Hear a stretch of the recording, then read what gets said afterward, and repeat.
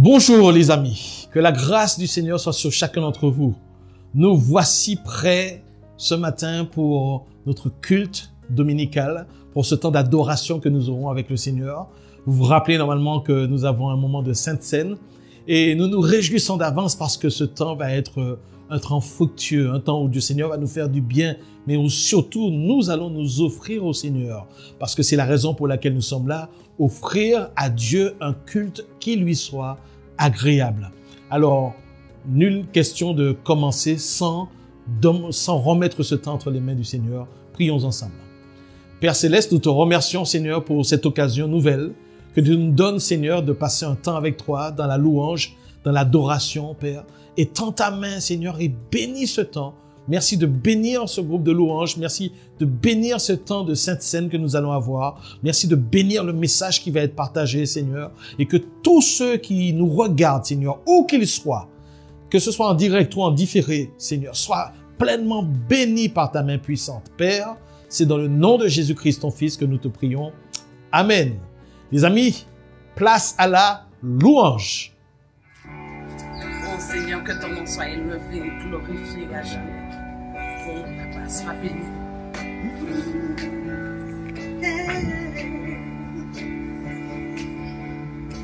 La louange à notre Dieu, élevé vers lui de même cœur. La louange à notre Dieu.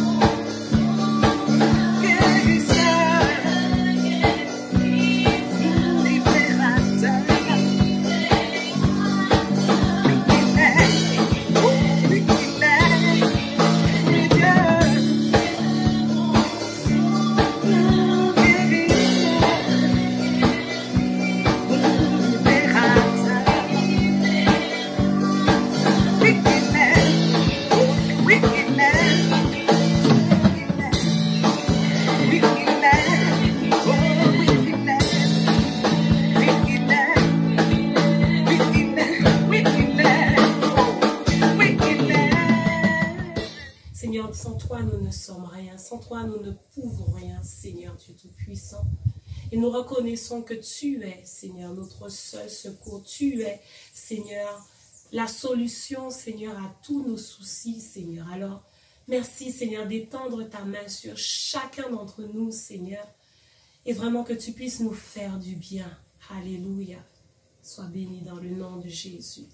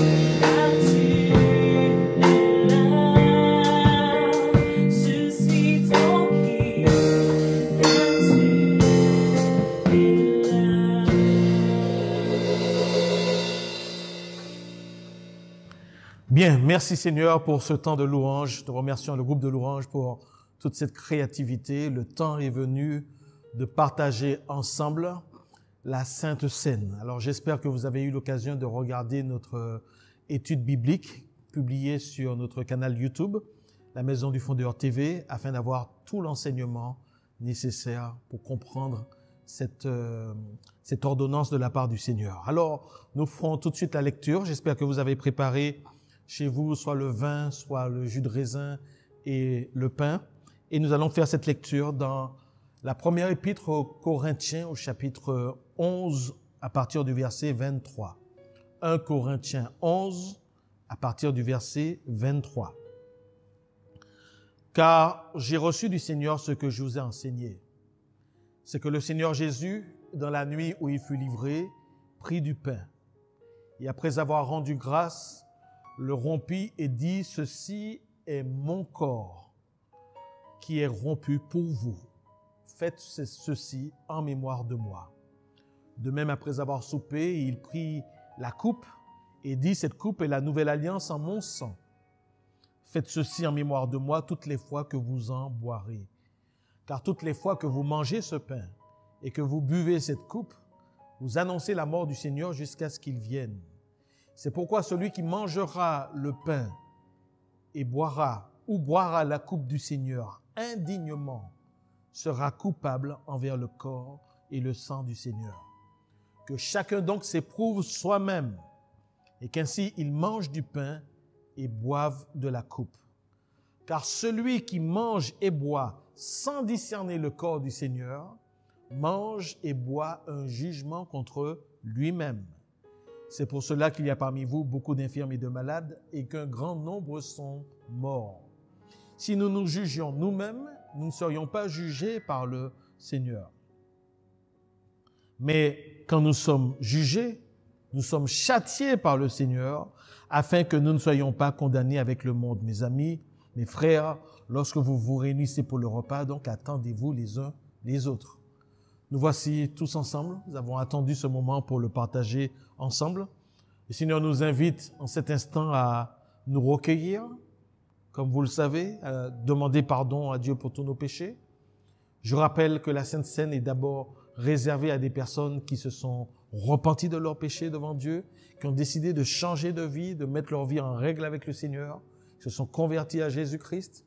Je rappelle aussi que la Sainte Seine est aussi réservée depuis le début de l'Église, à des personnes qui se sont engagées envers le Seigneur, c'est-à-dire ses disciples. Or, le seul signe d'engagement que nous avons dans la Bible, selon l'apôtre Pierre, c'est le baptême d'eau par immersion. Pas pour des nourrissons, mais un baptême qui est administré à des personnes qui sont suffisamment conscientes pour pouvoir s'engager envers le Seigneur. Donc, est totalement immergé, totalement plongé dans l'eau. Donc, vous voyez le cours si vous ne l'avez pas encore vu. Et donc, nous allons pouvoir prendre cette Sainte Seine. Je voudrais vous rappeler que dès le début de l'Église, un peu après la mort des apôtres, effectivement, il y avait ce qu'on appelle des catéchumènes. Il y avait le catéchisme pour les chrétiens, pour ceux qui avaient reçu Jésus comme Seigneur et Sauveur. Vous savez que au début de l'Église primitive, les personnes étaient obligées d'attendre 1 an avant de se faire baptiser. En fait, le culte se déroulait sur 2 temps. La moitié du culte acceptait tout le monde. Mais à 50% du culte, on invitait toutes les personnes qui n'avaient pas encore été baptisées à quitter la salle et seuls ceux qui étaient baptisés pouvaient continuer cette partie du culte en prenant la Sainte Seine. C'est pour vous dire que dès le départ, l'Église primitive a pris très au sérieux cette histoire de Sainte Seine parce qu'elle connaît les conséquences néfastes pour tous ceux qui la prennent de façon légère, de façon indigne. Donc, je vais vous inviter maintenant, si vous avez pu demander pardon à Dieu pour vos péchés, comme pour moi, de prendre le pain qui est brisé, le pain qui représente le corps du Seigneur. Merci de le prendre. Alléluia. Élevons ce pain maintenant. Je voudrais prier pour ce pain. Seigneur, nous voulons te rendre grâce parce que ce pain nous rappelle que tu as livré ton corps sous cette croix. Ton corps a été meurtri. Il a porté nos péchés, mais il a aussi porté nos blessures, nos contusions Et c'est par tes meurtrissures, dit le prophète Isaïe, que nous sommes guéris. Merci pour l'offrande de ton pain, Seigneur. L'offrande de ce pain qui représente ton corps. Amen. Mangeons tous ensemble maintenant ce pain qui commémore le corps de Jésus-Christ.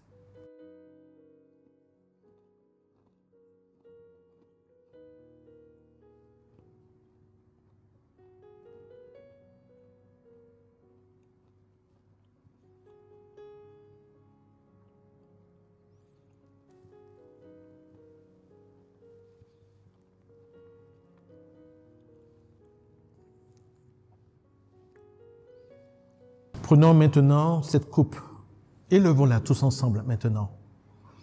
Cette coupe qui nous rappelle le sang de Jésus, et prions. Seigneur Jésus, alors que tu nous invites à ta table, voici cette coupe, Seigneur, qui porte le fruit de la vigne. Cette coupe qui représente le sang de l'alliance qui a été versé pour nous, lors de ton sacrifice sanglant à la croix. Tu as versé ton sang, Seigneur, pour que nous soyons lavés, pour que nous soyons purifiés. C'est le sang d'une nouvelle alliance qui a été inaugurée par ta mort. Tu as donné ta vie pour chacun d'entre nous. Nous t'en remercions, Jésus. Et nous te remercions de nous nourrir de toi, spirituellement, pendant que nous prenons ces éléments.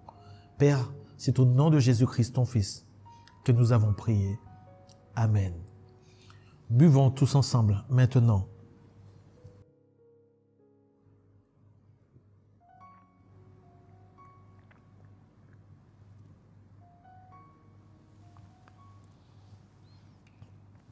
Est-ce qu'ensemble, on peut tous dire « Merci Seigneur ». Est-ce que tu peux le répéter avec moi? « Merci Seigneur pour le don de ta vie.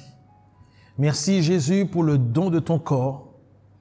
Et merci Jésus pour ton sang versé, afin que je sois racheté, afin que je sois justifié, afin que je sois réconcilié avec le Père et afin que je sois adopté comme enfant de Dieu. Je te bénis Jésus pour ton amour que tu as manifesté à la croix pour chacun d'entre nous. Ainsi, sois béni à jamais. Amen. Alléluia.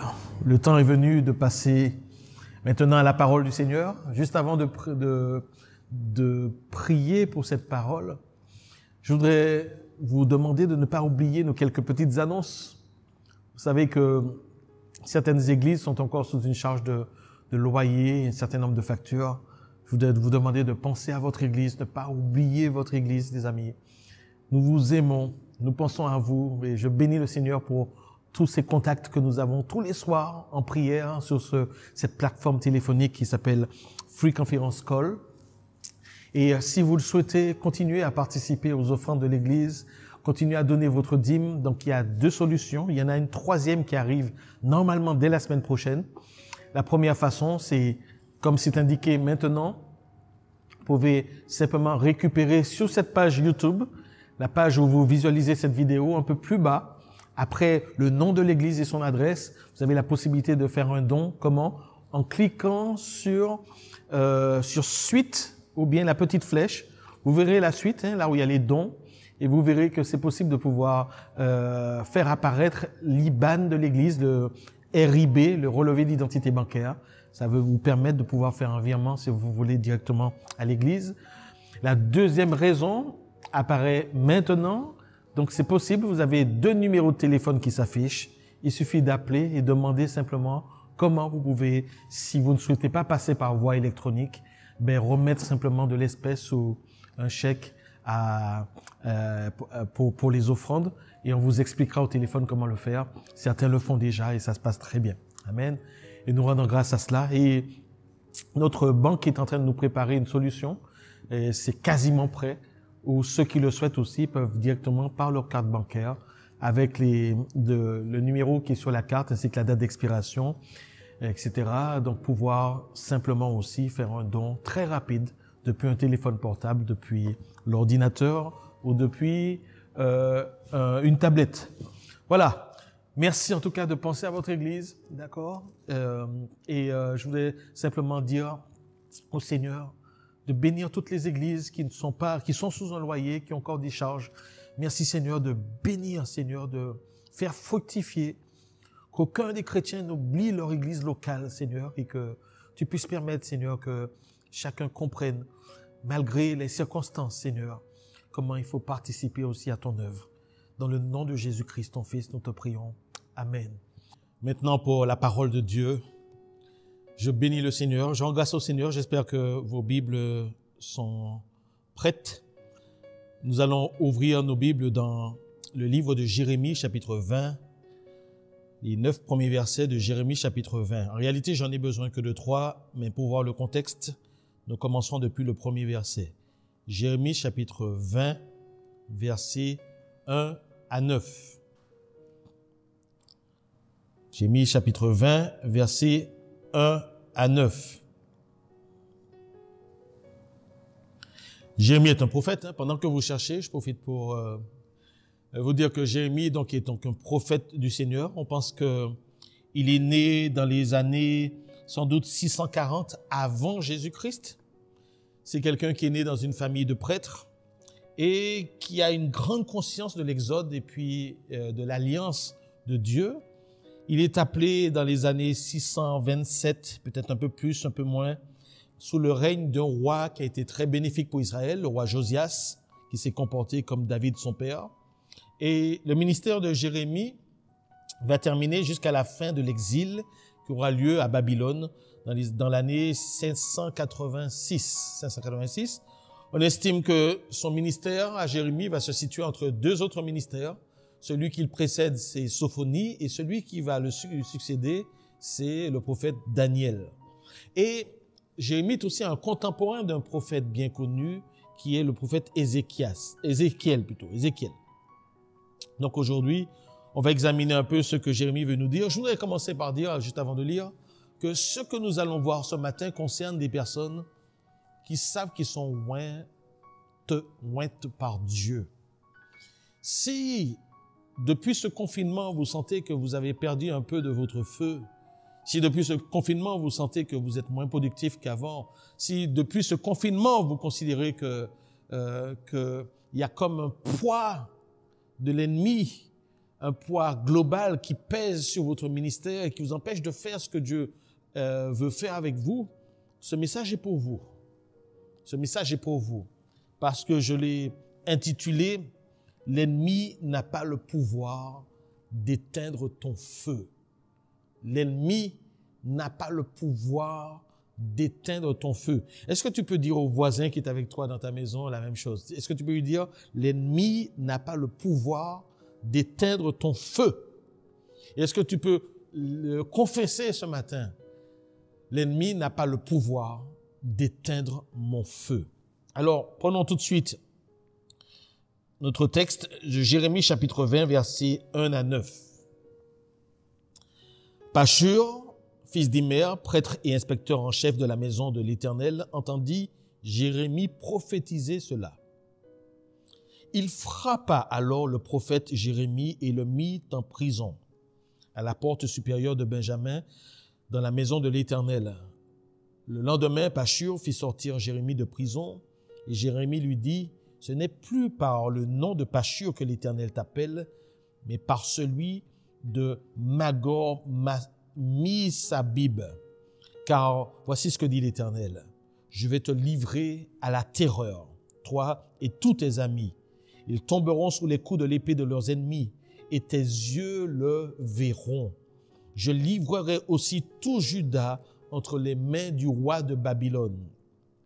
Il les emmènera prisonniers à Babylone et les frappera avec l'épée. Je livrerai toutes les richesses de cette ville, tout ce qu'il a mis en réserve, tout ce qu'il a de précieux, tous les trésors des rois de Juda. Je livrerai tout à leurs ennemis. Ils pilleront, enlèveront et transporteront tout à Babylone. Et toi, Pashur, tu partiras en exil avec tous ceux qui habitent chez toi.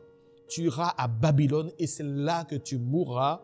C'est là que tu seras enterré, toi et tes amis auxquels tu as prophétisé des faussetés. Tu m'as persuadé, Éternel, et je me suis laissé persuader. Tu m'as saisi, tu m'as vaincu et je suis chaque jour un objet de raillerie. Tout le monde se moque de moi, car toutes les fois que je parle, il faut que je crie, que je dénonce la violence et l'oppression, et la parole de l'Éternel est pour moi un sujet d'opprobre et de risée chaque jour. Si je dis, je ne ferai plus mention de lui, je ne parlerai plus en son nom, il y a dans mon cœur comme un feu dévorant qui est renfermé dans mes os. Je m'efforce de le contenir et je ne le puis. Alléluia. Alléluia. Bénissons le Seigneur pour ce texte. Je voudrais simplement prier. Père Céleste, nous te rendons grâce pour ta parole. Que toute personne qui l'écoute en cet instant, tu lui accordes, Seigneur, d'avoir un cœur ouvert. Que tu puisses faire briller cette flamme que tu as mis en chacun d'entre nous. Que tu puisses, Seigneur, allumer la torche, Seigneur. La torche du ministère. Le feu du ministère. Le feu de l'onction, Seigneur Père. Oh Dieu, ranime le cœur de chacun, Seigneur Père. Et que dans ces temps difficiles de confinement, Père, tu permets que ton enfant soit plus productif que jamais et que rien ne puisse éteindre le feu que tu as mis sur sa vie. Que l'ennemi même, Seigneur, ne puisse toucher ce que tu as mis dans la vie de ton serviteur, de ta servante. Père, c'est dans le nom de Jésus-Christ, ton Fils, que je t'ai prié. Amen. Amen. Alléluia. Vous savez, dans le vocabulaire français, on a un mot qui s'appelle jérémiade. Et jérémiade, ça vient justement de Jérémie. C'est quand même curieux que dans la culture française, on ait choisi de se moquer un peu de ce prophète.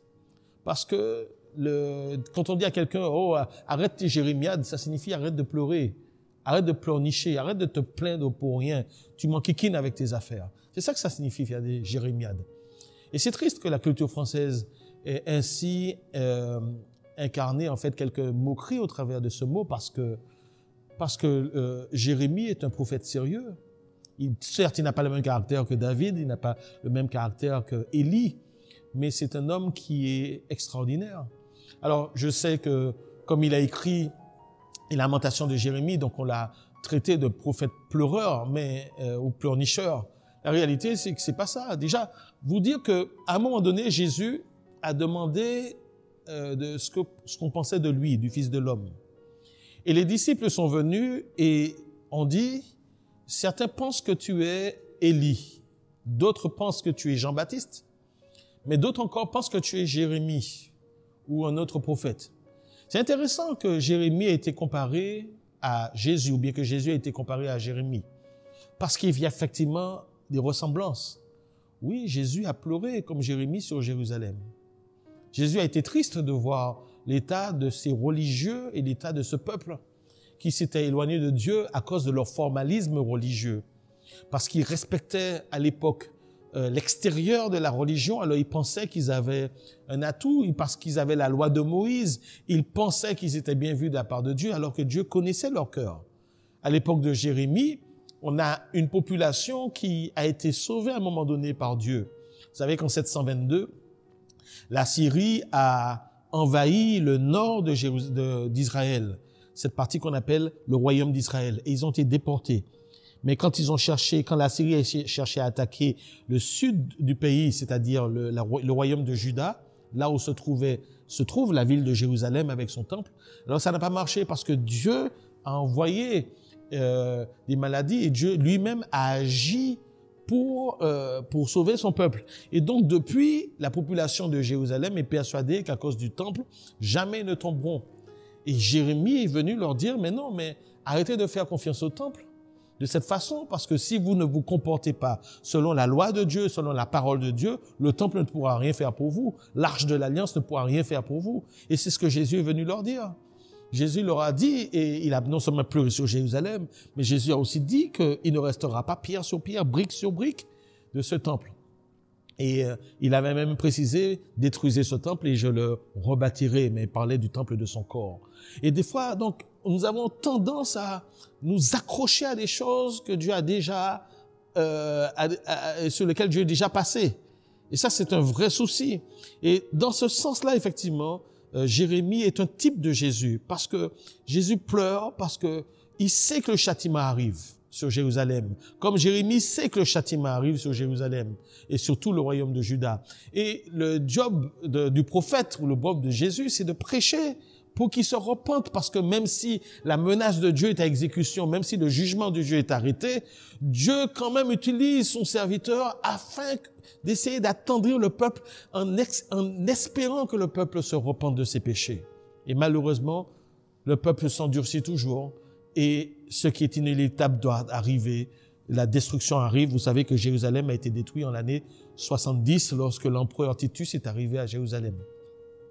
Et le temple a été détruit, la ville entière a été détruite. Donc, quand on parle de Jérémie, je pense qu'on est un peu léger. Jérémie est vraiment un type de Christ. Il représente ce type d'homme que le Seigneur quitte aussi selon le cœur de Dieu. Alors, nous voici ici confrontés à une histoire assez rocambolesque, parce que notre passage, ce qu'on vient de lire, est décomposé en deux parties. Il y a une partie d'un récit, verset 1 au verset 6, et puis à partir du verset 7 et sur 3 versets jusqu'au verset 9, on a un psaume, on a une sorte de complainte de la part de Jérémie, et on va essayer de comprendre ce qui se passe. La première des choses qu'on apprend ici, c'est que il y a un homme qui s'appelle Pichur, c'est bien ça, si je me trompe pas. Pashur, voilà, Pashur. Son nom est quand même particulier parce que il signifie de toutes parts, c'est la sécurité. De toutes parts, c'est la sécurité. Et alors que Jérémie est en train de prêcher que l'ennemi arrive, que l'ennemi et que Dieu va chasser son peuple parce que son peuple se vautre dans l'idolâtrie. Alors que Jérémie est en train de dire au peuple, mais ne croyez pas parce que vous avez un temple que Dieu ne va pas vous châtier. Non, vous êtes allé trop loin. Et qu'il avertit son peuple.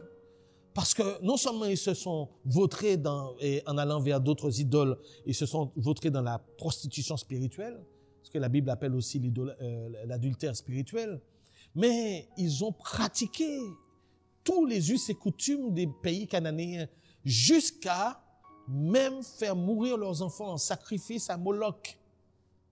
Et c'est quand même dingue. Et vous savez que Dieu est en alliance avec son peuple là.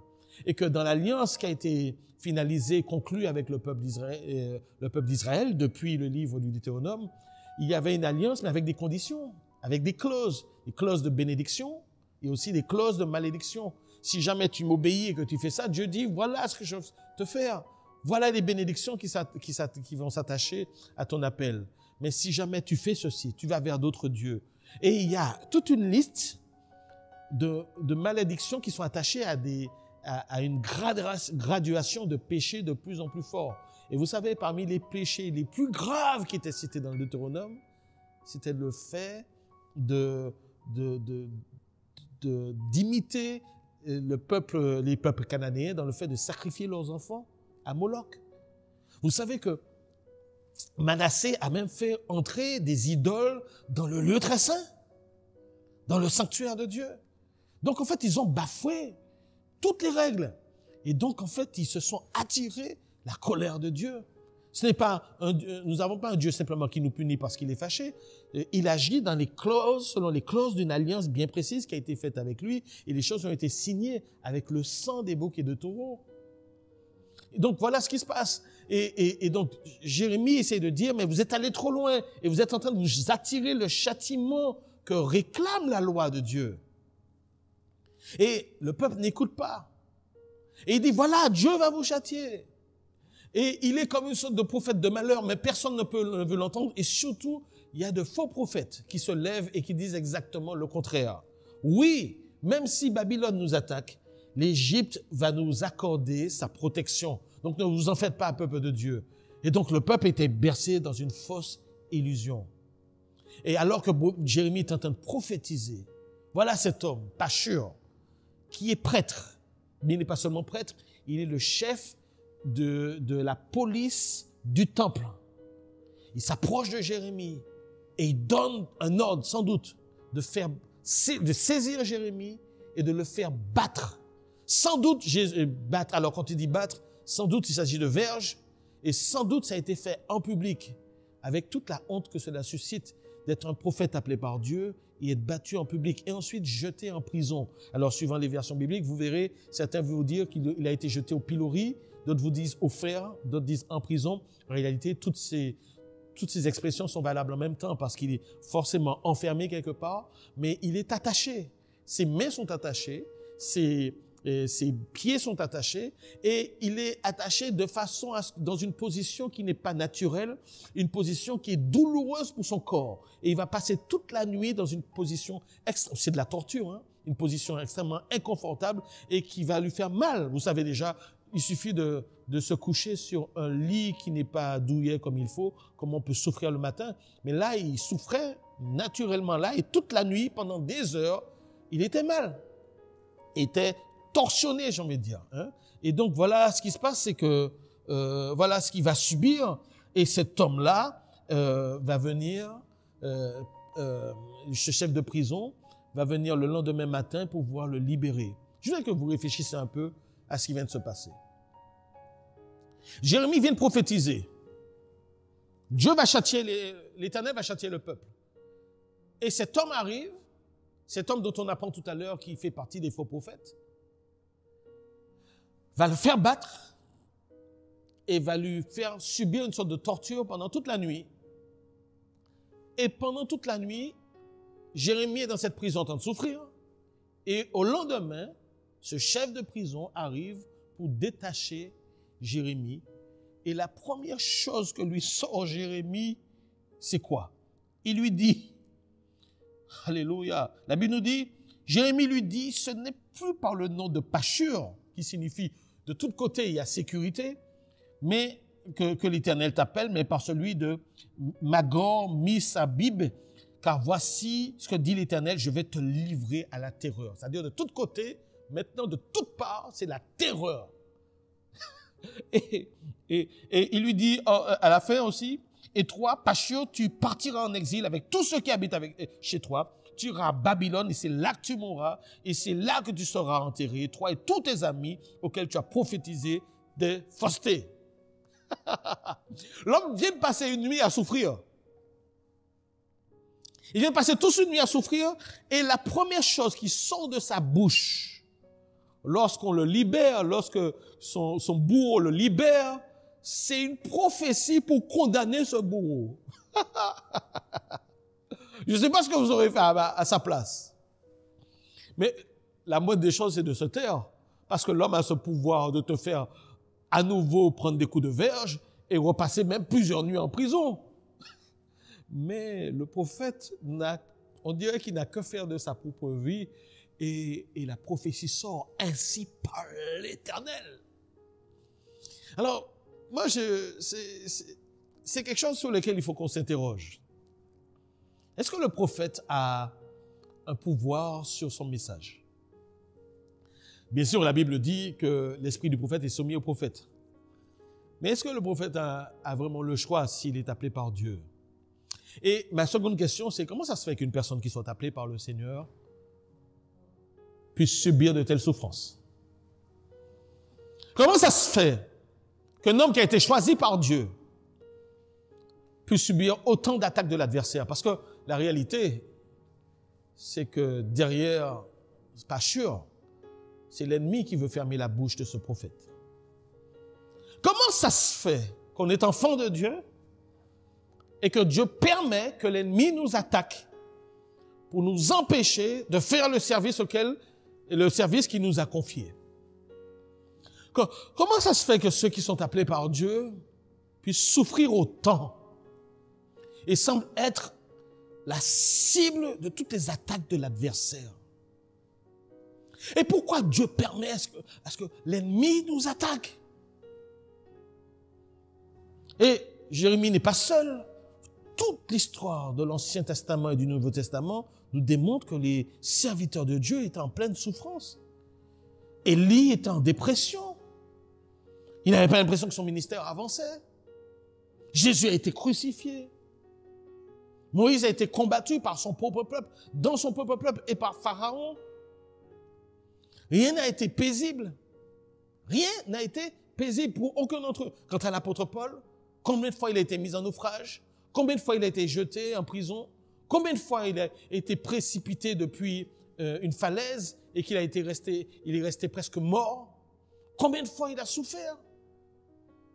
On ne parle même pas de Job maintenant, que Dieu a permis que l'ennemi puisse l'attaquer. Pourquoi Dieu permet ces choses? Pourquoi ceux qui servent le Seigneur sont au poids à autant de souffrances? Il faut qu'on trouve une réponse à ces questions. Parce que Jérémie n'a pas peur ici. Peu importe ce que cet homme va lui faire, mais il ne peut pas s'empêcher, il faut qu'il dise ce que Dieu a mis sur son cœur. Alléluia. Alors, pour tenter de répondre un peu à toutes ces questions, je voudrais qu'on puisse se mettre d'accord sur un certain nombre de points. Le tout premier point, c'est que quand Dieu a appelé Jérémie, quand Dieu l'a appelé, cet homme n'était même pas encore né. Et ça, il faut que nous comprenions quelque chose. Si tu existes, c'est parce que Dieu t'a voulu. Si tu existes sur terre, c'est parce que Dieu t'a voulu.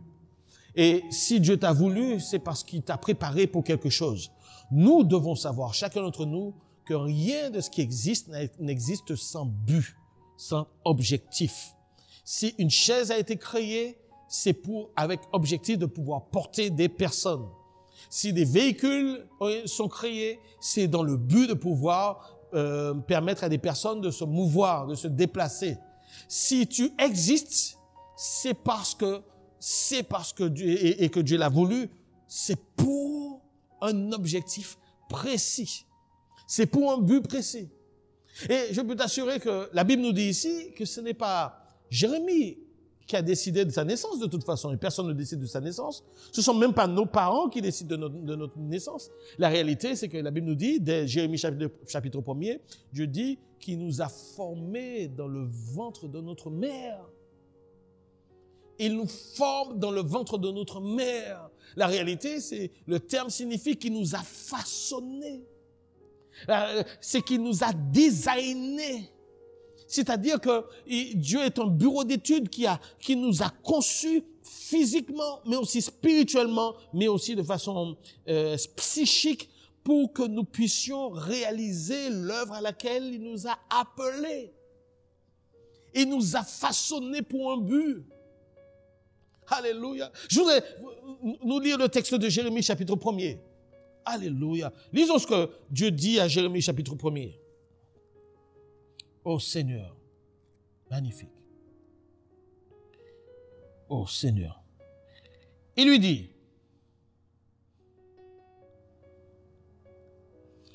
au verset 5, avant que je t'ai formé dans le ventre de ta mère, je te connaissais. Et avant que tu sois sorti de son sein, je t'avais consacré. Je t'avais établi prophète des nations. Oh là là là là là. Avant que je ne t'ai formé, premièrement, Dieu, c'est lui qui nous forme dans le sein maternel. Aucun parent ne bouge son ventre afin de façonner notre visage. C'est Dieu qui nous modèle dans le sein maternel. Ça, c'est la première chose qu'il faut comprendre. Et il le fait toujours dans un but bien précis. Et c'est lui qui nous forme. Mais il dit même avant que je ne t'ai formé, c'est-à-dire avant que je ne t'ai accordé un corps physique, avant que ton corps n'existe, avant que je ne te conçoive physiquement, je te connaissais déjà.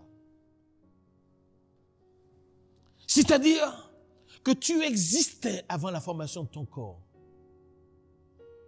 Entre parenthèses, ça signifie que si en plein processus de formation du corps dans le ventre de la mère, si ce processus doit être arrêté de façon volontaire, c'est qu'on a ici droit à un homicide et non à une interruption volontaire de grossesse. Ça s'appelle un homicide, selon la Bible.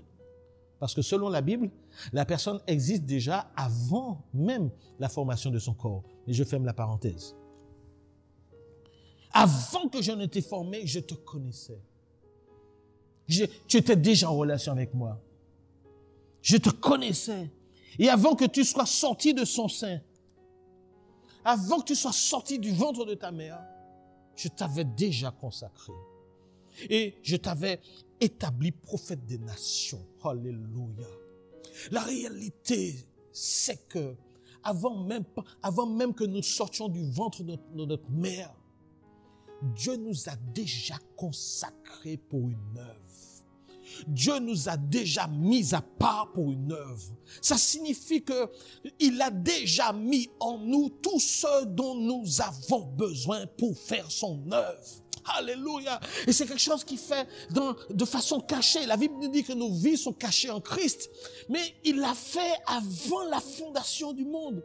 D'ailleurs, la Bible nous dit dans le premier livre, le premier chapitre d'Éphésiens, que en lui, Christ, nous avons été choisis depuis avant la fondation du monde pour que nous soyons saints et irréprochables. En fait, il y a des choses que Dieu fait avant même que nous ne soyons formés. C'est pour ça qu'il faut faire une différence entre être créé et être formé.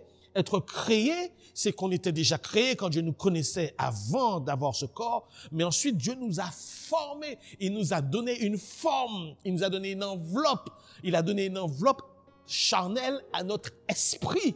La réalité, c'est que Dieu nous connaissait déjà et il a déjà fait le nécessaire. Il a déjà mis tout en nous pour réaliser l'œuvre à laquelle nous sommes appelés. Alléluia! Ça, c'est extraordinaire. Et ça, c'est fait dans le secret. Personne n'a accès à ce qui s'est passé. Mais Dieu, à un moment donné, pendant que ce soit avant la formation de ton corps ou pendant que tu étais dans le sein de ta mère, Dieu dit, je t'ai consacré. J'ai prononcé sur toi ce que tu es et j'ai créé en toi les dispositions exactes qu'il faut pour réaliser le plan de ta vie. Alléluia! Et c'est ça qui est extraordinaire. Nous devons savoir, les amis, que nous avons été tous prédestinés à servir le Seigneur dans un domaine bien précis. Alors, c'est pour ça qu'il y aura toujours des gens jaloux de toi. Pourquoi il y aura toujours des gens qui seront contre toi? Parce que ils pensent qu'il y a des choses qu'ils peuvent apprendre dans des livres pour réaliser ce que tu es appelé à faire. Mais ce que tu es appelé à faire, c'est une grâce de Dieu. C'est une grâce de Dieu, c'est un don que Dieu a mis en toi, c'est une onction que Dieu a mis sur toi. Et cette onction-là, personne ne sait comment Dieu a mêlé cette onction, ce feu, cette grâce, cette puissance. Il a mêlé ça à ton être entier pour que tu sois disposé à faire son job. Ça ne s'apprend pas dans un livre. Tu as été équipé. Tu es né équipé. Ce n'est pas c'est pas parce que lorsque tu es né, tu n'as pas commencé à tout de suite à servir dans le domaine que les choses ne sont pas là. D'ailleurs, lorsque tu es né, tu avais des jambes, n'est-ce pas? Et quand tu es né avec tes jambes, est-ce que tu as marché tout de suite? Non. Il y a un temps. Il y a un temps pour marcher. Il y a un temps pour prendre des forces. Mais les jambes étaient déjà là. Parce que tout était déjà là dès le début. Tout est déjà en toi. Tout ce qui est prévu, tout ce que tu es appelé à faire et toutes les ressources dont tu as besoin sont déjà en toi. Au nom de Jésus-Christ de Nazareth. Alléluia.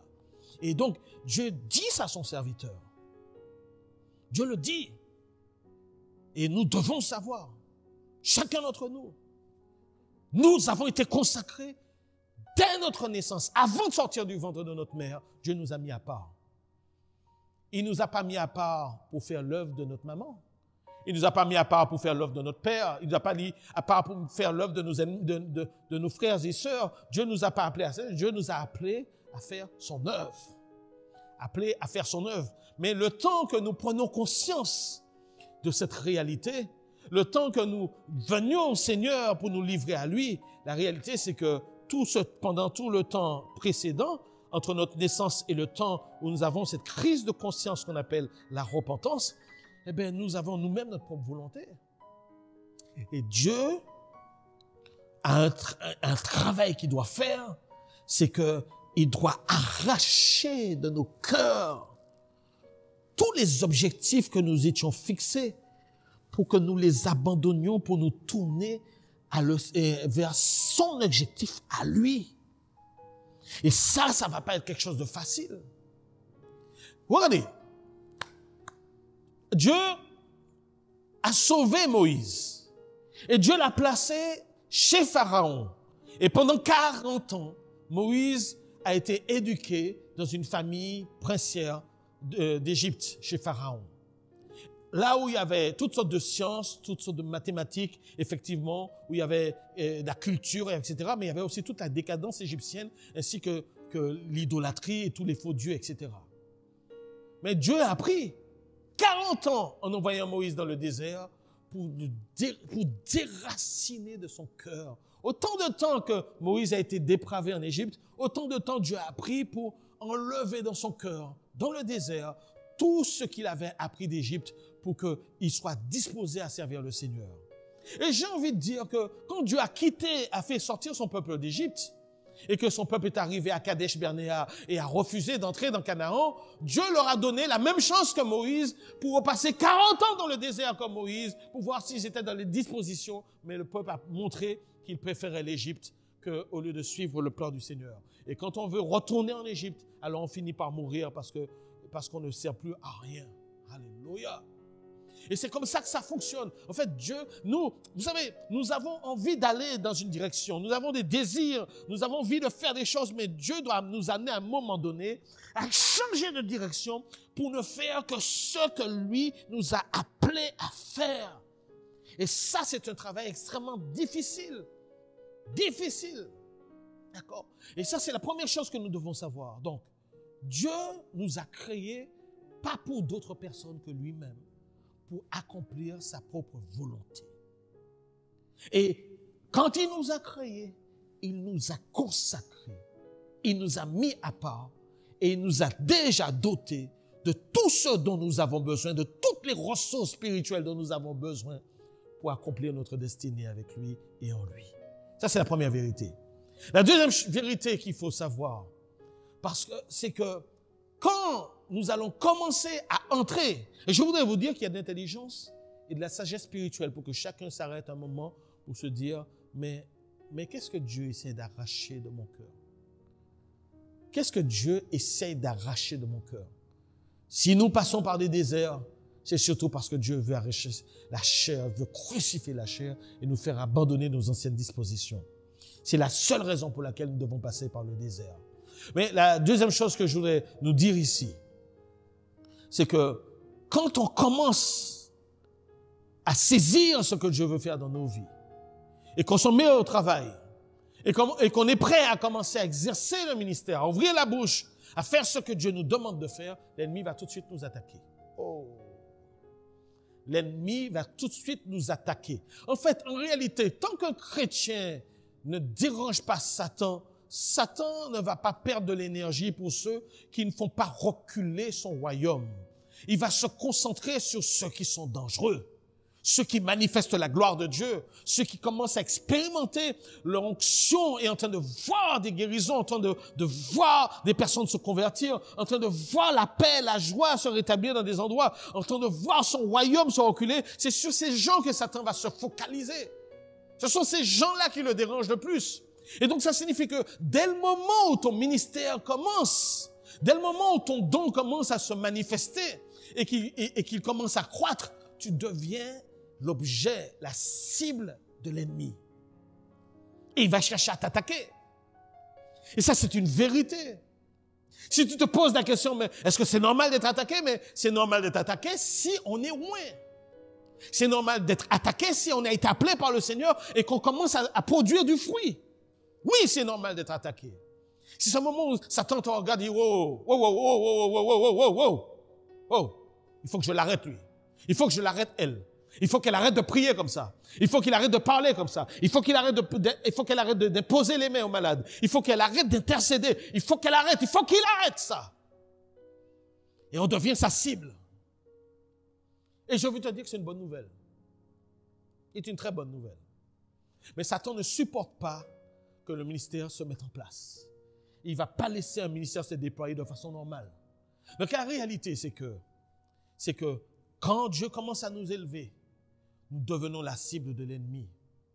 Et la réalité, c'est que l'ennemi ne peut pas,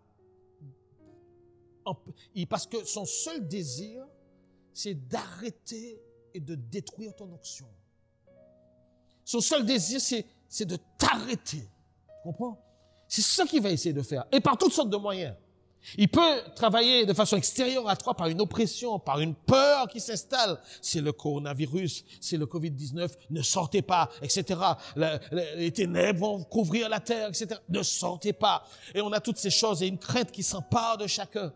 Et on se retourne sur soi-même.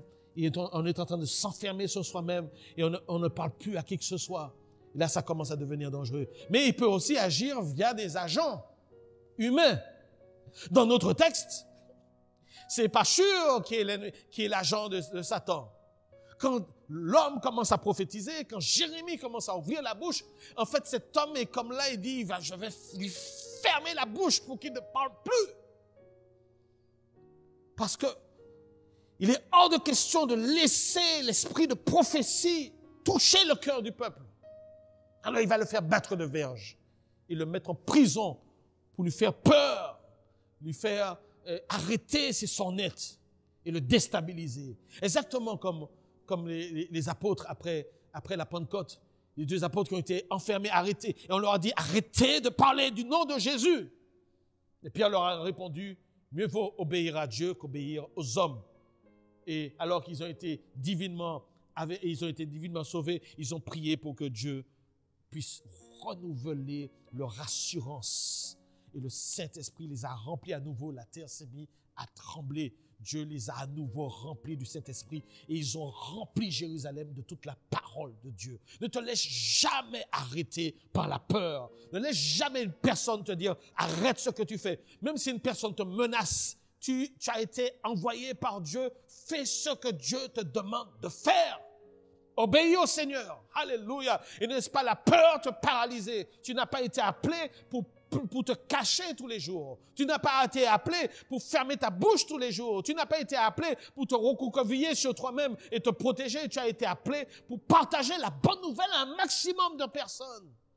C'est la raison pour laquelle tu as été appelé. Et si tu meurs dans le service, tu ne mourras pas avant le temps qui est prévu. Mais si tu meurs dans le service, le Seigneur t'accueille, tu es tout de suite dans la présence de Dieu. Gloire à Dieu, tu as fait ton job.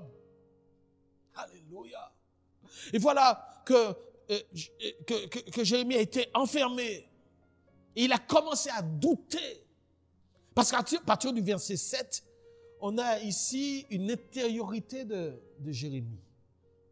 Il est en train, ici, d'expliquer intérieurement ses doutes. Il commence à remettre en question les choses. Jusqu'à présent, on s'était opposé à lui verbalement, mais pour la première fois, les menaces ont été mises à exécution et il a souffert dans sa chair. Il a reçu des coups, et puis il a reçu des menaces, et puis il a souffert. Et là, il est en plein désarroi. Et donc, il va crier sa plainte à Dieu, mais en même temps, c'est du yo-yo dans ses émotions parce qu'il va en même temps avoir des relents de louange envers Dieu et de confiance envers Dieu. Donc, c'est un prophète parfaitement humain qui s'exprime. Alléluia. Mais l'ennemi veut nous déstabiliser. Et c'est son objectif. Alors, il ne peut pas s'attaquer à Dieu. Il voit le don se manifester chez nous. Il voit le don se manifester chez toi. Mais il ne peut pas s'attaquer à Dieu. Il sait déjà ce que ça lui a coûté la première fois qu'il s'est rebellé contre Dieu dans le ciel et qu'il a été précipité. Plus jamais il va attaquer le Seigneur. Non, mais il veut t'attaquer toi. Mais le problème, c'est qu'il n'était pas là lorsque Dieu t'a façonné. Il n'était même pas là lorsque Dieu t'a consacré avant que tu ne sois dans le ventre de ta mère. Alors que Dieu te connaissait déjà, il n'était pas là. Il n'a jamais assisté à ce moment où Dieu t'a équipé. Il ne sait même pas exactement ce que Dieu a mis en toi. Il ne peut qu'observer et voir ce qu'il voit sous ses yeux. Mais il n'en sait rien, les amis. C'est pas grand-chose. Il sait seulement que tu commences à le déranger, mais il ne connaît pas l'ampleur de l'onction que Dieu a mis sur ta vie. Et il veut tout faire, mais il sait qu'il ne peut pas enlever cette grâce qui est sur ta vie. Il ne peut pas enlever ce feu. S'il pouvait le faire, il l'aurait fait. Mais il ne sait pas, parce que c'est Dieu qui mystérieusement t'a mêlé avec ses dons, avec sa puissance, de façon si particulière. Et ça s'est fait même peut-être avant la création des anges. Donc il n'en sait rien de ces choses-là. La seule chose qu'il peut faire, c'est de t'attaquer toi, te détruire toi, pour que tu ne puisses plus exercer le don que tu as sur toi. La Bible dit que Dieu ne se repent ni de ses dons, ni de son appel. Ça signifie que quand Dieu t'a façonné d'une façon, Dieu l'a fait de façon à ce qu'il ne puisse même pas enlever ce qu'il t'a donné. Alléluia. Alors, à combien plus forte raison, Satan lui-même ne peut même pas enlever le don que Dieu a mis en toi. Il ne peut pas enlever le feu que Dieu a mis en toi. Il ne peut pas enlever l'onction que Dieu a mis sur toi. Il ne peut pas enlever ça. Et c'est pour ça, il y a Et c'est pour ça que les gens aussi ne te supportent pas. Et je veux te dire, n'aie pas peur lorsque les gens ne te supportent pas. N'aie pas peur lorsque des religieux ne te supportent pas. Alléluia. Parce que Pachur est un type de serviteur de Dieu qui n'a pas été consacré par le Seigneur. Parce qu'il y a des gens qui sont consacrés par le Seigneur, mais il y a des gens qui ont pris un diplôme de théologie pour pouvoir servir le Seigneur. Il y a des gens qui ont été consacrés dans le ventre de leur mère pour être serviteurs de Dieu, mais il y a des gens qui ont fait ce qu'il fallait pour pouvoir devenir serviteur de Dieu. Ce n'est pas la même race de personnes. Il y a des gens qui ont quelque chose intérieurement, l'autre l'ont de façon intellectuelle. Et vous verrez que celui qui est serviteur par la chair va persécuter celui qui est serviteur par l'esprit. Alléluia. Mais tôt ou tard, le vent va tourner et Dieu va fermer la bouche de ces personnes au nom de Jésus-Christ de Nazareth. Gloire à Jésus. Alors, donc, Satan ne peut pas enlever ce qu'il a mis en toi. Il ne peut pas l'enlever. Donc, c'est toi qu'il veut. Et c'est ton corps qui va essayer de toucher. C'est ta pensée qui va essayer de toucher, puisqu'il ne peut pas détruire le don que Dieu a mis en toi. La troisième chose que je voudrais te dire, c'est que Dieu sait bien. Dieu sait bien que lorsque tu vas démarrer ton appel, Dieu sait bien que tu seras la cible de l'ennemi. Oh Seigneur, Seigneur. Jérémie se plaint. Vous vous rappelez de ce qu'il dit? Verset 7. Oh. Qu'est-ce qu'il dit au verset 7? Il dit, Seigneur, tu m'as persuadé, Éternel. Et je me suis laissé persuader. Tu m'as saisi. Tu m'as vaincu. Et je suis chaque jour un objet de raillerie. Jérémie est en train de faire référence à son appel. Il est en train de dire à Dieu, mais Seigneur, quand tu m'as appelé, tu sais que j'ai résisté. Tu sais que je t'ai dit que je ne peux pas parler, je suis un enfant. Et c'est toi qui m'as convaincu. Et tu ne m'as jamais dit toutes les souffrances auxquelles j'aurais à faire face dans le ministère. Tu t'es tué sur ces choses et maintenant regarde dans quel état je suis. Mon seul salaire, ce sont des railleries. Mon seul salaire, c'est d'être en dérision pour tout le peuple. Et il se plaint parce que le ministère est difficile. Je suis fasciné par des personnes qui courent pour servir le Seigneur. Je suis fasciné. L'apôtre Paul disait alors qu'il était en prison que de nombreuses personnes prêchent le Seigneur par esprit de dispute, par esprit d'envie, afin de lui causer des soucis, mais il ne s'en fait pas, parce que de toute façon, tout ça tournera pour le bien de l'Évangile de toute façon. Et c'est ça, c'est-à-dire que ce ne sont pas tous les gens qui disent servir le Seigneur, qui servent réellement le Seigneur, mais pourvu que l'Évangile soit prêché, c'est le principal. Tôt ou tard, les personnes qui sont dans ce genre d'église sauront sortir parce que Dieu va ouvrir leurs yeux. Alléluia. Mais voilà que l'apôtre se plaint parce que il pense être en échec. Il est persuadé d'être en échec. C'est facile quand on est appelé par Dieu de voir la réalisation de grandes choses. C'est facile lorsqu'on est un David appelé par le Seigneur de pouvoir réaliser autant de choses, d'avoir autant de victoires sur Goliath et sur toute cette période qui va suivre avec toute cette armée. David est à la tête d'une armée qui va remporter tellement de victoires et qui va finir par devenir lui-même roi d'Israël. C'est bien de voir la réalisation de toute une vie avec le plan de Dieu se dérouler. C'est bien. Mais quand on est appelé par Dieu dans une période extrêmement difficile, une période où Dieu a décidé de juger son peuple, où on ne peut pas voir le fruit de son ministère, Parce que le but de ce ministère, c'est de dire, de prévenir les gens de ce qui arrive, alors qu'aucun d'eux n'écoute et qu'ils préfèrent écouter des prophéties qui leur disent que rien ne va arriver. Et on se dit qu'on parle dans le vide et que personne ne nous écoute et que le ministère est un échec. On peut comprendre quelque part le cri de cet homme, de ce prophète. Je suis chaque jour un objet de raillerie. Tout le monde se moque de moi. Dieu, c'est toi qui m'a mis dans cette affaire. Parce que tout ce que je dis, c'est ce que tu me dis de dire. Et je suis comme une sorte de prophète de malheur. Tous les autres disent de bonnes choses, mais il n'y a que moi qui parle de malheur, qui parle de dévastation, qui parle d'exil, qui parle de châtiment, qui parle de jugement. Dieu, donc quoi tu m'as mis là? Personne ne m'aime dans cette affaire. Je suis isolé. Tu sais que ce n'est pas de mon propre chef. Oh Seigneur. Alléluia. Tu sais, maintenant je suis la risée de tous.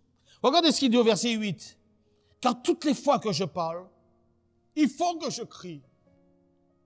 J'essaie de parler calmement pour leur dire que ce qu'ils font n'est pas bon, pour crier, pour les reprendre sur leur injustice, sur tout ce qu'ils font. Mais chaque fois que j'ouvre la bouche, je n'ai aucun contrôle. Il y a une sorte de ferveur qui monte en moi. Il y a quelque chose qui monte, qui bout en moi, et subitement, je me retrouve à crier. Et là, je suis la risée de tous. Je rappelle que on est dans ce passage à un moment de la vie de Jérémie, dans son ministère, à peu près la moitié du ministère, où il exerce sous la royauté de Sédécias. Et à ce moment-là, Jérémie est considéré comme un traître pour son pays. C'est l'homme que personne n'aime, que personne n'écoute et dont tout le monde se moque. Oh, c'est terrible, les amis. Un prophète à qui Dieu a dit de belles choses. Je ferai de toi le prophète des nations. Oh, et regardez dans quel état il se trouve. Il y avait une telle différence. Et voilà, mais je voudrais vous dire, Jérémie dit, mais je veux parler calmement et ça bouillonne en moi. Et je me mets à crier. Je me rappelle d'une histoire qu'on m'avait racontée il y a très longtemps. Un homme qui était sur Paris. Et l'homme était au niveau des grands magasins, vous savez, dans Paris. Et subitement, c'est un chrétien, subitement alors qu'il est en train de regarder des vêtements, le Saint-Esprit le pousse à crier. Et il se met à dire, « Jésus t'aime !» Et lorsqu'il a crié, il s'est senti mal. Les gens le regardaient. Il est un peu bizarre, cet homme. Mais lui-même était gêné, parce que il était aux commandes de rien du tout. Alors, il est un peu gêné. Il continue encore dans le magasin. Et subitement, le Saint-Esprit le saisit à nouveau. Et il se met à crier, malgré lui, « Jésus t'aime !» Alors, les gens le regardent. Il dit, oh, mais qu'est-ce qui se passe? Mais Dieu, mais qu'est-ce que tu es en train de me faire? Alors, vous savez, il décide de s'éloigner, de sortir du magasin, et il est quasiment au niveau de la scène. Et alors qu'il sortait du magasin, le Saint-Esprit le saisit à nouveau une troisième fois. Il se met à crier, « Jésus t'aime !» Et il dit, Dieu, oh Seigneur, pourquoi tu me fais ça, Seigneur? Je sais qu'on dit que l'esprit de Dieu est soumis, et l'esprit du prophète est soumis au prophète. Mais je crois que Dieu fait comme il veut à certains moments. Et vous savez ce qui se passait en réalité? C'est que le long de la Seine, il y avait un homme qui avait décidé d'en finir avec sa vie. Et il voulait se suicider. Il avait pris la décision et c'était le moment. Et à ce moment, il a fait une prière. Il a dit, Dieu, si jamais il y a un Dieu qui existe, Dieu, si tu existes, ben c'est le dernier moment parce que je n'en peux plus. Je n'en peux plus. Et c'est dans ces circonstances que cet homme a entendu 3 fois Jésus lui dire qu'il aime. L'homme qui a prophétisé n'a pas été au courant de cette histoire. Mais l'homme qui a finalement refusé de se suicider s'est donné au Seigneur Jésus. Et il a raconté son histoire. Des fois, le Seigneur peut t'utiliser d'une façon que tu ne peux pas comprendre. Jérémie ne comprenait pas ce qui se passait parce que on lui disait, mais tu prophétises, mais tout ce que tu dis n'arrive pas. Où sont toutes ces armées-là? Où sont tes prophéties? Quand est-ce qu'elles vont se réaliser? Mais tu dis n'importe quoi. Ferme ta bouche, Jérémie. Et Jérémie retourne vers Dieu pour dire, tu vois, Seigneur, je suis sujet à raillerie, je suis sujet à dérision. Ils me disent que je prophétise pour rien et que je ne suis pas un vrai prophète. En fait, on me prend pour le faux prophète. Parce que simplement, Dieu, tu tardes. Pourquoi tu n'accomplis pas ce que tu me fais prophétiser? Et des fois, on peut prendre Dieu comme ça, en fait, en grippe. La réalité, c'est que des fois, Dieu a déjà décidé effectivement le châtiment d'Israël. Mais Dieu ne prend point plaisir à châtier son peuple. En fait, Dieu compte sur la parole de son serviteur pour que de façon in extremis, ce peuple puisse se laisser toucher et se repentir. Parce que si au dernier moment, le roi se laissait toucher, si au dernier moment, ses cadres se laissaient toucher, si au dernier moment, il y avait au sein de ce peuple un désir d'arrêter de sacrifier, d'arrêter d'aller vers les faux dieux, d'arrêter de mettre leur illusion sur le temple, d'arrêter tout le mal qu'ils faisaient. S'il y avait un début de repentance, Dieu aurait permis que ce peuple soit préservé. Et donc, ce n'est pas que Dieu tarde dans l'accomplissement de sa promesse, c'est que Dieu ne veut pas que le méchant périsse et qu'il se repente de ses péchés. C'est la raison pour laquelle nous avons des fois l'impression que Dieu tarde, Jésus tarde à revenir, mais Jésus veut sauver encore. La porte de l'arche est encore ouverte. La porte du salut est encore ouverte. Alors que vous écoutez ce genre de message, n'endurcissez pas votre cœur, donnez votre vie à Jésus, sauvez-vous de cette génération perverse. Parce que quand la main de Dieu va tomber sur la terre, ce sera trop tard. Ce sera trop tard. C'est la raison pour laquelle le Seigneur tarde. C'est la seule raison, c'est qu'il veut en sauver un maximum. Et que sa parole puisse franchir les frontières. Oh Jésus! Donc ne confondons pas l'amour et la compassion, la miséricorde de Dieu avec le fait que cette parole serait fausse. Elle n'est pas fausse. Certainement, ça arrivera, les amis. Plus vite qu'on imagine. Alléluia. Mais Jérémie ne comprend pas ces choses. Il ne comprend pas qu'il est en réalité l'instrument de la miséricorde de Dieu. Et Dieu sait que Satan va attaquer celui qui ouvre la bouche de la part de l'Éternel. Mais je voudrais te dire maintenant une dernière chose. C'est que, alléluia, non seulement Dieu t'a créé pour lui, pour ses objectifs, pour son plan, et que ça prendra de toute façon du temps pour qu'il extirpe l'Égypte de notre cœur. Mais que quand nous commençons à servir le Seigneur et que nous portons du fruit, l'ennemi nous attaque automatiquement, Dieu le sait. Et pourquoi Dieu laisse faire? Parce qu'en réalité, dans le plan de Dieu, alléluia, l'attaque de l'ennemi a été aussi programmée. C'est-à-dire que tout ce que l'ennemi fait contre toi pour t'arrêter participe au plan de Dieu. Et je dirais même, participe à l'augmentation de ta puissance. Je voudrais que tu réfléchisses 2 secondes. Mais quand Pharaon s'opposait à Moïse et résistait à Moïse, alléluia, plus Pharaon s'opposait à Moïse et plus Dieu frappait l'Égypte. C'est-à-dire plus l'onction de Moïse, la puissance de Dieu se manifestait en Égypte.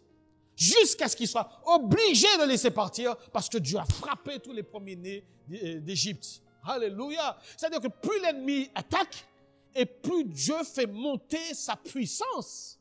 Oh Seigneur. Et quand même le peuple est parti et que Pharaon a essayé en dernier lieu à envoyer son armée pour détruire le peuple d'Israël, qu'est-ce qui s'est passé? Dieu a dit à Moïse, lève ton bâton devant la mer Rouge. Et Dieu a fendu la mer Rouge en 2. Moïse n'aurait jamais vu la puissance de Dieu en action sur la mer Rouge, ni le peuple, si l'ennemi n'était venu. L'attaque de l'ennemi permet une plus grande démonstration de la puissance que Dieu a mis en toi. Alléluia. Et même toute cette armée a fini engloutie. Quand l'ennemi t'attaque, Dieu profite de cette situation pour mettre en lumière ce qu'il a, la puissance qu'il a mis en toi, pour mettre en lumière et pour allumer le feu que Dieu a mis en toi. Ça se passe toujours comme ça. Quand Jésus s'est retrouvé dans le désert, poussé par le Saint-Esprit pour être tenté par le diable, la Bible nous dit que Satan l'a attaqué pendant 40 jours. Mais la Bible nous dit qu'avant d'entrer dans ce désert, Jésus venait de se faire baptiser par Jean-Baptiste. Et l'Esprit est descendu sous forme corporelle, sous une forme de colombe. Et Jésus, dit la Bible, a été baptisé du Saint-Esprit. Mais quand l'ennemi l'a attaqué dans le désert et que Jésus est sorti de cette épreuve, la Bible dit que Jésus était revêtu de la puissance du Saint-Esprit. Vous savez la différence entre être rempli du Saint-Esprit et être revêtu de la puissance du Saint-Esprit? La différence, c'est que être rempli du Saint-Esprit, c'est contenir un peu l'onction qu'on a sur sa vie. Mais dès le moment qu'on a le revêtement, ça signifie qu'en touchant même son menton, la puissance de Dieu était libérée. Et quand bien même Jésus n'était pas l'auteur d'un miracle, il suffisait de le toucher pour être guéri, sans qu'il n'ait à prier. Comme l'épisode de cette femme à la perte de sang. C'est-à-dire que c'est une augmentation de puissance. Plus l'ennemi t'attaque, et plus Dieu va mettre en lumière l'onction qu'il a mis sur ta vie, le feu qu'il a mis sur ta vie, la puissance de Dieu qu'il a mis sur ta vie. Ça, c'est quelque chose d'extrêmement favorable. En fait, le plan de Dieu comprend les attaques de l'ennemi. Et lorsque l'ennemi a attaqué Jésus et a poussé toutes ces personnes à crucifier Jésus sur la croix, alors que Jésus était en position de vulnérabilité, le Père a mis sur lui nos péchés. Dieu, le Père, a placé sur lui nos péchés. Et quand Christ est mort, il est mort en portant la condamnation de nos péchés. En fait, sa mort est simplement la condamnation de nos péchés. De sorte que Jésus a satisfait à la loi. La loi de Dieu disait que le salaire du péché, c'est la mort. Toute personne qui a péché doit aller en enfer. Mais Jésus prend, quand Satan fait crucifier Jésus, Jésus prend nos péchés sur lui. Et nos péchés reçoivent déjà leur condamnation de la loi, la condamnation divine. De sorte qu'en mourant et en ressuscitant, Jésus nous a libérés de la condamnation de la loi.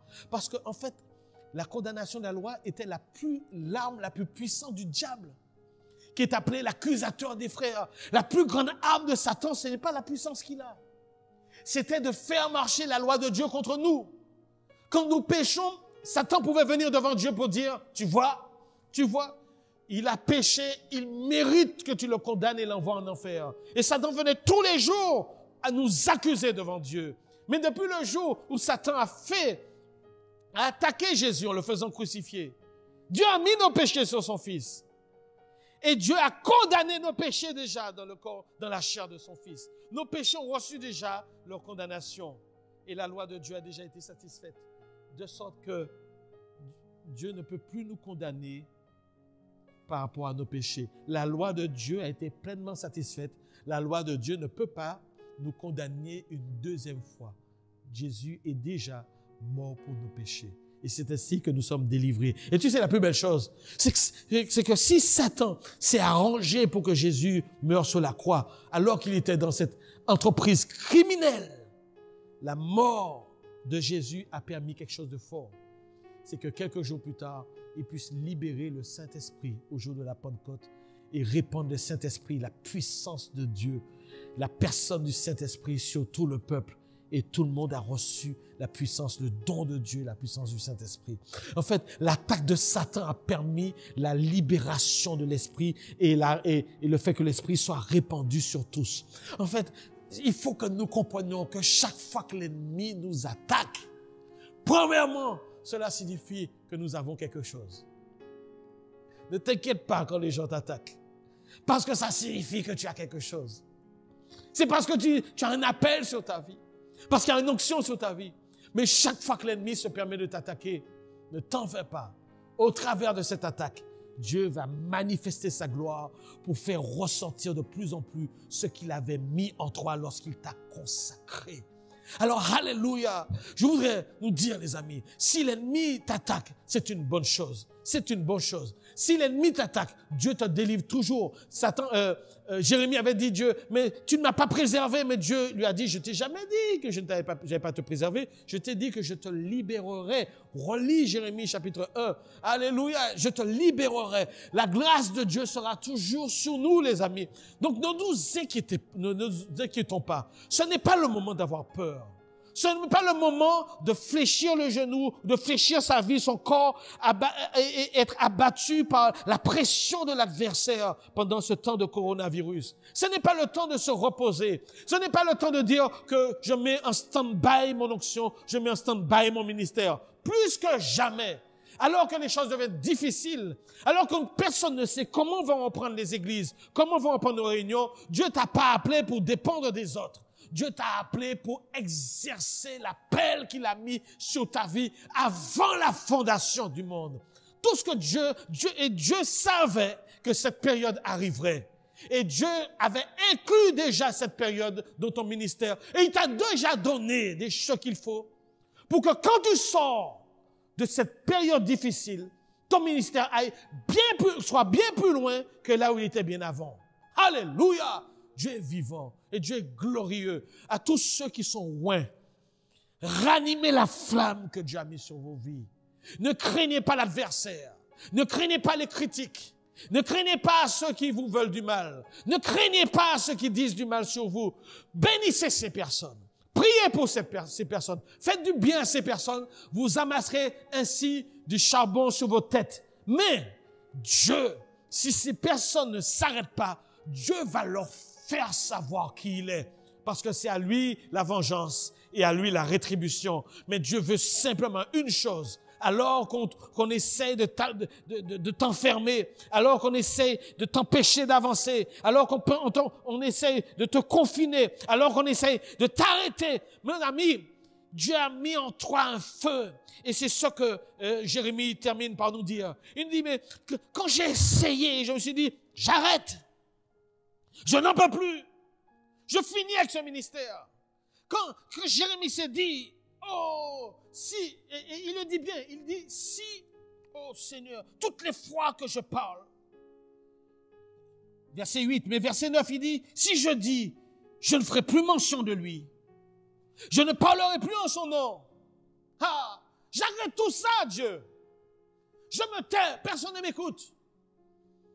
Ce qui doit leur arriver, va leur arriver. Personne ne m'écoute, je suis seul, isolé, je suis mal vu. Il dit, chaque fois que je dis ça, si je dis je ne ferai plus mention de lui, je ne parlerai plus en son nom, je vais arrêter de prophétiser. Il y a dans mon cœur, comme un feu dévorant. Comme un feu dévorant. En anglais, il est dit, mais sa parole est dans mon cœur comme un feu dévorant. Donc, il y a dans mon cœur comme un feu dévorant qui est renfermé dans mes os. Je m'efforce de le contenir et je ne le puis. Quand tu as été créé pour faire quelque chose de la part de Dieu, tu peux essayer d'arrêter. Tu peux faire tout ce que tu veux, mais il y aura toujours ce feu à l'intérieur de toi qui brûle. Qui brûle. Tu peux essayer de t'opposer à ce que tu es, mais tu n'y arriveras pas. Parce que Dieu t'a créé ainsi. Le ministère qu'il a mis sur ta vie, le fait d'aller prier pour les malades, le fait d'aller réconforter des personnes qui sont tristes, de visiter des gens, le fait de prêcher l'évangile, le fait d'enseigner l'évangile, le fait de manifester la gloire de Dieu. Tu peux dire comme tu veux, avec toutes les pressions d'aujourd'hui, je n'y arrive pas, je peux pas, je suis confiné, je peux rien faire. Mais écoute-moi, écoute le feu qui est à l'intérieur de toi. Tu as été créé pour le servir. Tu as été créé pour brûler. Alléluia. Et tu ne pourras pas empêcher ce feu de t'animer à nouveau. Alléluia. Ne résiste pas à ce feu. Satan ne peut rien faire contre ce feu. Dieu a dit qu'il ne se repent ni de son don, ni de son appel. Dieu lui-même ne retire pas ce feu. Accepte ce que tu as reçu. Laisse le Saint-Esprit embraser ton cœur. Alléluia. Laisse le Saint-Esprit te remplir à nouveau. Et pars sur le champ missionnaire, mon ami. Et fais l'œuvre de Dieu. Et qu'à la fin de ce confinement, on puisse dire que la facture est bonne. Alléluia. Que les choses ont été pesées et que tu as fait quelque chose de ta vie. Fais quelque chose avec ta vie. Fais quelque chose avec le feu que Dieu a mis en toi. Ne le gaspille pas. parce que personne ne pourra l'éteindre. Au nom de Jésus. Amen. Amen. Soyez bénis. Soyez fortifiés. Alléluia. Si tu es avec moi dans cette salle encore, dans ce lieu encore, là où tu es, mets ta main sur ton cœur. Je voudrais prier pour toi. Là où tu es, qu'on soit en direct ou en différé, au nom de Jésus-Christ de Nazareth. Père, je te remets mon frère. Père, je te remets ma sœur. Je te remets ta servante, je te remets ton serviteur maintenant. Au nom de Jésus-Christ de Nazareth. Que la flamme qui l'habite soit ranimée maintenant dans le nom de Jésus. Je m'oppose maintenant à toutes les flèches de l'ennemi contre sa vie dans le nom puissant de Jésus. Je m'oppose maintenant à tout esprit de crainte, de peur, de paralysie dans le nom de Jésus-Christ de Nazareth. Je m'oppose maintenant à tout esprit de découragement maintenant au nom puissant de Jésus. Tout esprit de dépression maintenant au nom de Jésus-Christ de Nazareth. Et j'ordonne au nom de mon Seigneur Jésus-Christ de Nazareth, alléluia, que tu vives, que tes os revivent, que ta chair revive, que ton cœur revive et soit animé, brûle à nouveau par la puissance du Saint-Esprit. Que l'onction du Seigneur te visite maintenant au nom de Jésus-Christ de Nazareth et que tes batteries soient rechargées maintenant au nom puissant de Jésus. J'ordonne que ta batterie soit rechargée du ciel maintenant, que tu sois connecté avec Jésus, connecté avec le Saint-Esprit, connecté avec le Père maintenant et que tu reçoives une dose d'énergie pour ranimer l'homme intérieur dans le nom puissant de Jésus. Avance maintenant. Lève-toi maintenant, guerrier, soldat du Seigneur. Reprends la marche maintenant et fais ce pourquoi Dieu t'a appelé. Père, j'ai prié ce matin au nom de Jésus-Christ, ton Fils. Amen. Amen. Seigneur, nous te rendons toute la gloire, Seigneur Dieu Tout-Puissant. Parce que tu nous as dit, Seigneur mon Dieu, que tu fais concourir toutes choses au bien de ceux qui t'aiment et qui sont appelés selon ton dessein, Seigneur. C'est pour cela qu'en toutes circonstances, nous voulons, Seigneur, te louer. Nous voulons t'adorer, Seigneur mon Dieu, parce que nous savons que tu es au contrôle de nos vies, Seigneur mon Dieu, que tu prends soin de chacun d'entre nous, Seigneur mon Dieu. À toi, Seigneur, soit toute la gloire au siècle des siècles. Reçois, Seigneur, nos louanges à jamais. Alléluia.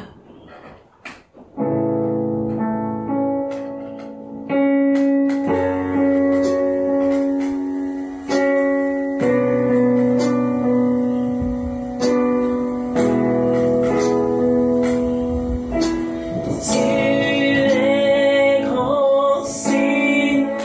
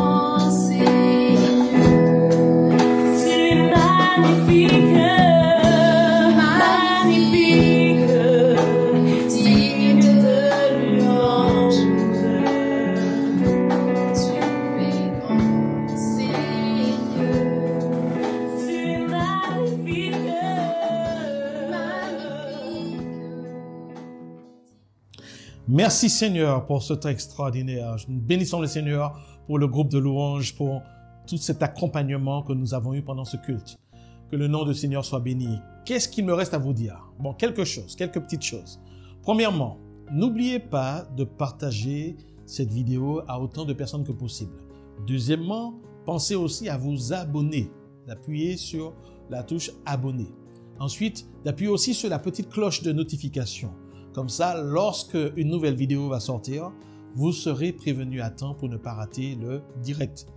N'oubliez pas que ce mercredi, vous aurez une nouvelle étude biblique et on se retrouve bien sûr pour le culte dominical dimanche prochain à 9 h du matin, heure de Martinique.